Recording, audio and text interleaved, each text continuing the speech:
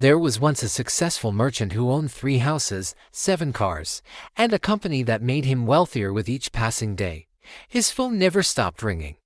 His calendar never had an empty slot. People called him brilliant, ambitious, unstoppable. But every night, he would lie awake staring at the ceiling, his chest tight with an anxiety he couldn't name. The sleeping pills stopped working months ago. The wine only made the mornings worse. His family had become strangers living in the same house, ships passing in carefully scheduled intervals. One evening, while driving home from another 16-hour day, he stopped at a red light next to a small park. There, under a street lamp, sat an old man on a bench, feeding breadcrumbs to pigeons. The old man was laughing, not politely, not briefly, but with his whole body, as if the pigeons had told him the funniest joke in the world.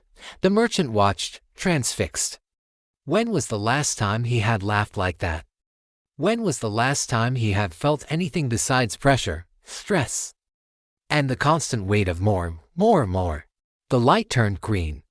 Cars honked behind him. But instead of driving home, he pulled over and walked to the park. "You seem happy," he said to the old man. The old man looked up with bright, clear eyes. "I am." "What's your secret?" "Meditation, yoga, some kind of therapy." The old man smiled. "I used to be like you. Nice suit, expensive watch, that look in your eyes like you're drowning on dry land." The merchant sat down, his Armani suit on a bench covered in bird droppings. He didn't care. "What changed? I gave it all up. Your business, everything. The business, the houses, the cars, the investment portfolios, the country club membership, everything I thought I needed to be somebody." The merchant felt his chest tighten. "That's insane. You must have lost your mind."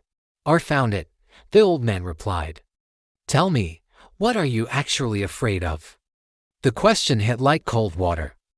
The merchant started to give his usual answers about market volatility and competition, but the old man raised his hand. "No. What are you really afraid of?" The merchant sat in silence. Then, quietly, "That if I stop running, if I stop achieving, if I stop accumulating, I'll be nothing, I'll disappear." The old man said, tossing more crumbs to the gathering birds. "You're afraid of being ordinary. You think your worth comes from what you own, what you've built. But let me ask you something. These pigeons don't know I used to own a Fortune 500 company. They don't care that I once had dinner with presidents. They just know I show up with bread. And you know what? That's enough. I'm enough. But how do you live? How do you survive?" The old man laughed again, that same whole body laugh. "I live simply. I work at a bookstore 3 days a week. I volunteer at the shelter. I read. I walk. I feed these ridiculous birds. And for the first time in 40 years, I sleep through the night. No pills. No wine. Just peace." "But what about your legacy? What about making a difference?" "Yesterday, I taught a kid at the shelter how to read. Last week, I sat with an old woman while she cried about her son. This morning, I watched the sunrise without checking my phone once. You tell me what makes more of a difference, another million in the bank or a moment of real human connection?" The merchant wanted to argue, but the words wouldn't come, because deep down, beneath all the justifications and rationalizations, he knew the old man was right. "I'm scared," he admitted.